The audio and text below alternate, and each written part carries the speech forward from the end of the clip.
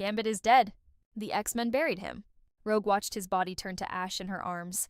And yet, right now, somewhere in New Orleans, he is walking around, talking, smiling, and touching people with his bare hands like nothing ever happened. That should be impossible. Unless the thing wearing his face isn't Gambit at all.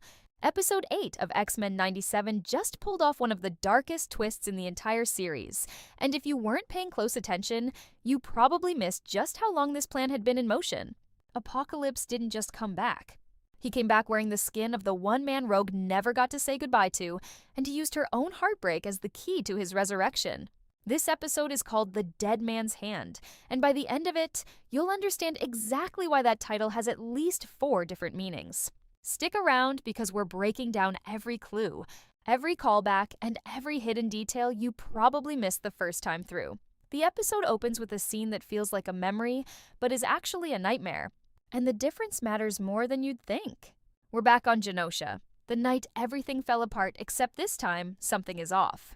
Rogue is dancing alone in the air, the way she once danced with Magneto, but there's no music this time, no crowd, no Ace of Base song playing in the background like it did when this actually happened. That absence is the first clue that we are not watching a memory. We are watching Rogue's subconscious rearrange the worst night of her life into something even crueler. In the real version of that night, Gambit left the party early and never saw Rogue kiss Magneto or reject his offer to rule Genosha at his side. But in this dream, Rogue floats down not to Magneto, but to Gambit, and they dance together instead, which is something that never actually happened. It's a glimpse of the life she could have had if she'd chosen him from the very beginning, and it's clearly a choice that has been haunting her ever since his death. For a moment, everything feels warm and safe. Then she loses his hand. Panic crosses her face. He reaches back for her, pulls her close, and kisses her. And that's when it happens. His face changes. His voice drops. And the thing wearing Gambit's body tells her the exact same line it told her the night he really died. Some things go deeper than skin. The touch of death spreads through her from the inside, and she wakes up screaming. From there, we cut to something almost painfully normal.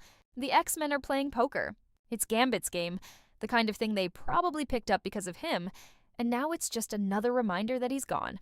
Nobody's allowed to use their powers during the game, which honestly makes sense because if Charles or Jean were allowed to peek into everyone's thoughts, the game would be over before it started. Beast looks at Nightcrawler's hand and calls it the Dead Man's Hand, and this is where the episode's title starts revealing its layers. That specific hand of cards has real history behind it. It's named after the hand Wild Bill Hickok was supposedly holding when he was shot and killed during a poker game back in 1876. 2 aces and 2 eights, with the 5th card lost to history and debated by historians ever since. Some accounts even claim the 5th card was a Queen of Hearts, which lines up a little too perfectly with the card that has been following Rogue and Gambit's story since the beginning. It's the kind of detail that feels like a throwaway joke on the surface, but is actually foreshadowing something much bigger. While the team plays cards, a jet arrives carrying Cable, Psylocke, and Archangel, and it's rigged with psionic jammers so that no telepath on either side can read what's really going on. That detail matters a lot once you realize what this team has actually been hiding. For months, Cable, Psylocke, and Archangel have been quietly working alongside Sunspot and Jubilee, letting them believe they were all on the same page, all trying to save Gambit together. In reality, this team has been playing their own game the entire time, and their real plan is something the rest of the X-Men have no idea about yet. Charles stares at Apocalypse's corpse with a look of pure hatred, and it's worth noting this is the first time he's looked at this enemy in the flesh, not in a simulation, since Apocalypse killed his best friend. Everyone in that room is holding a card close to their chest. Cable's team is pretending to help Gambit so Rogue can do to him what she once did to Warren Worthington, touching him and pulling Apocalypse's influence out from the inside. But the way Cable and the others act throughout this episode makes it pretty clear that deep down, they don't actually believe that plan is going to work this time. Rogue confides in Nightcrawler about her father, a man who disowned her the moment her powers first appeared, and Nightcrawler promises her that everything is going to be okay. And if you've watched enough of this show, you already know that a promise like that is basically a warning sign. Magneto made promises like this too, and they always ended up costing something enormous. Charles uses Cerebro, now upgraded and renamed Cerebra, to track Gambit down, and the location he finds is not random at all. Gambit is in New Orleans, in the French Quarter, and it just so happens to be Halloween. The streets are packed with people in costumes, confetti falling everywhere, jazz clubs and voodoo bars lit up along the road, ghosts and jack-o'-lanterns hanging from the railings. It's a chaotic, surreal setting, and somewhere in the middle of that crowd, there's even a mime who seems to be staring directly into the camera, which is the kind of unsettling little touch that makes you feel like something is watching you back. Charles gets distracted by someone who looks like Gambit moving through the crowd, and that's exactly the moment Death sneaks up behind him. Before Charles can even scream, Death slaps a hand over his face and does to him exactly what happened to Rogue in her nightmare. For one brief flash, you can see Apocalypse's real face underneath, which is the show all but confirming out loud what's actually going on here. In case anyone in the audience was still holding out hope, here's the detail that should have set off alarm bells immediately. Charles mentions that Gambit has gone home, since New Orleans is where he's from.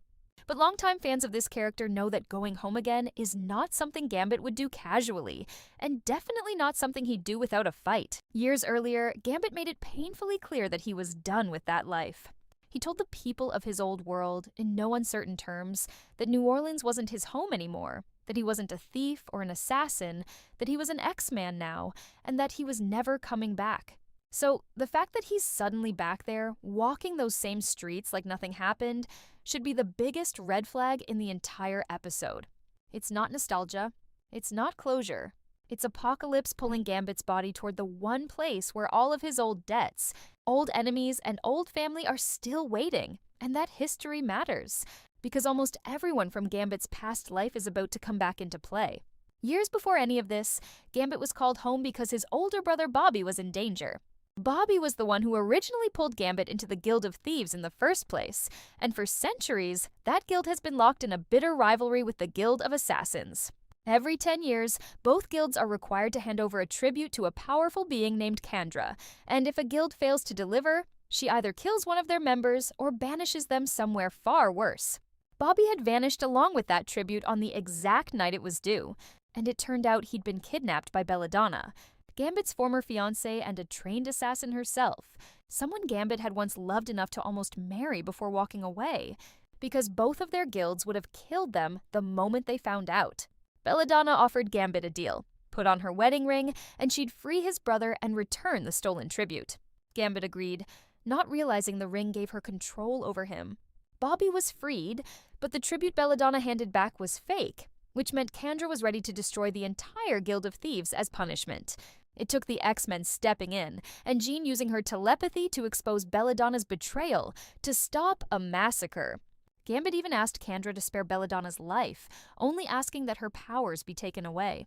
It's a messy, complicated history full of guilt, loyalty, and unfinished business, and Apocalypse chose to drag Gambit's body back into the middle of all of it, because nothing breaks a person faster than forcing them to relive the exact relationships that hurt them the most. Death lures members of both the Thieves Guild and the Assassins Guild to a church that's secretly been converted into a place of worship for Kandra, and if you look closely, several of these same faces appeared quietly in the background of Gambit's funeral earlier this season.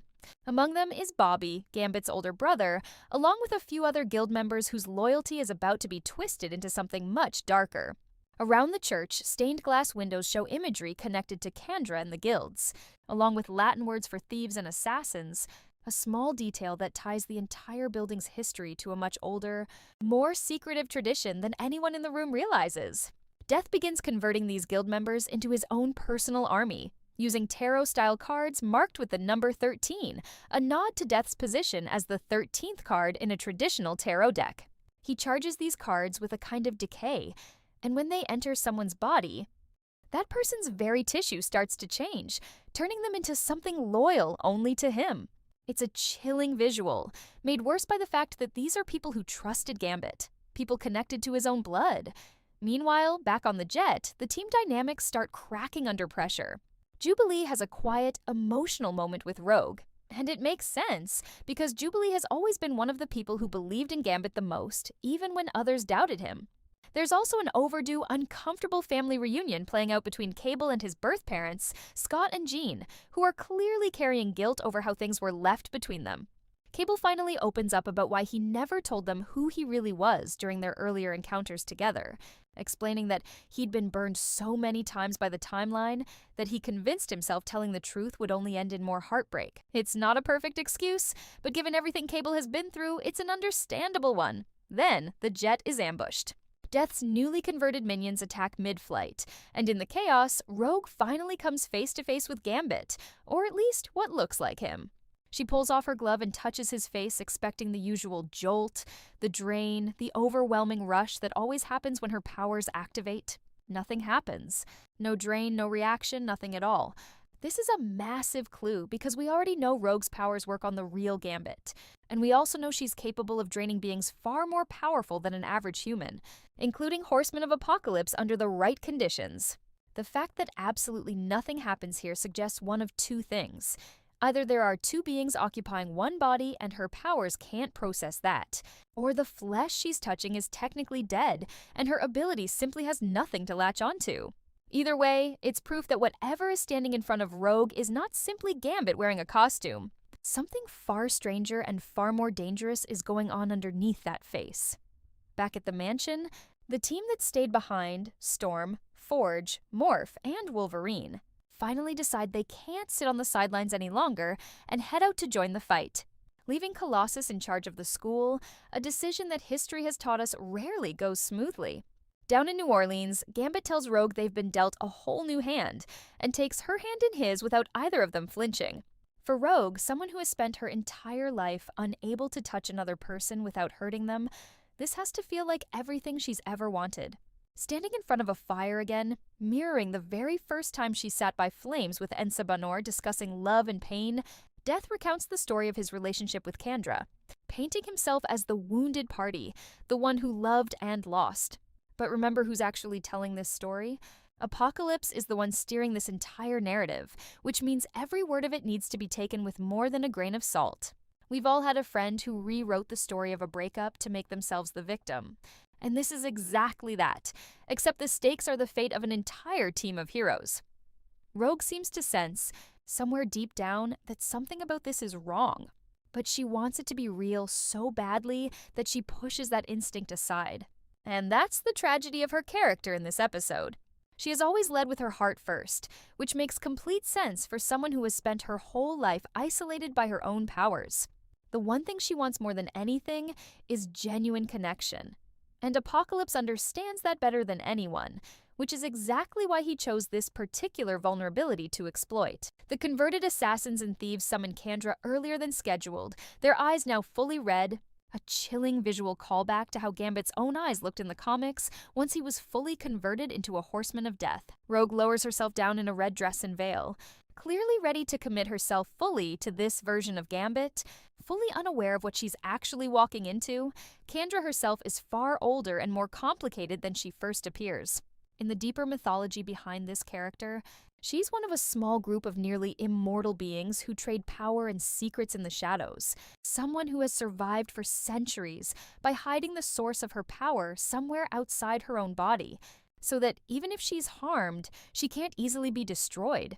That detail becomes brutally relevant here, because Death doesn't hesitate. He kills Kandra right there in the middle of the ritual, and that's the exact moment the X-Men finally arrive.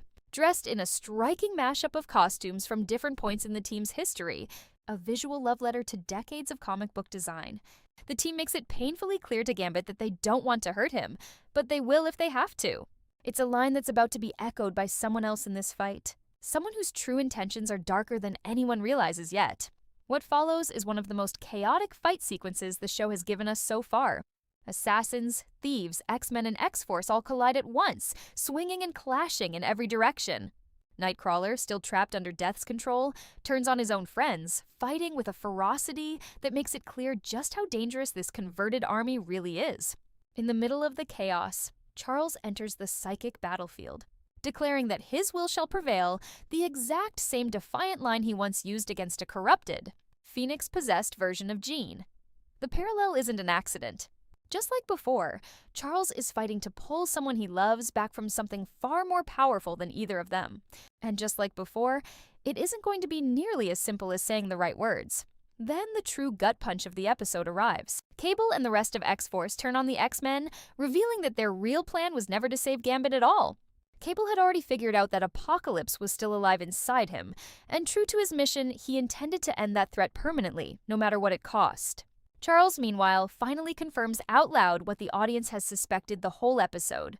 Apocalypse is alive, hiding inside Gambit's body, and now there are two separate battles happening at once. One against Death's converted followers, and one against the very team that was supposed to be helping. Jubilee and Sunspot, who had been kept completely in the dark by their own teammates, immediately turn against X-Force the moment the truth comes out, refusing to be a part of a plan that involves sacrificing Gambit. In the middle of all this, Apocalypse grabs hold of Gambit's mind the same way he once did to Magneto, forcing a battle of will deep inside his own head. And this is where Rogue finally gets her moment. She manages to slip into Gambit's subconscious and physically pull him away from Apocalypse's grip, using both her close physical proximity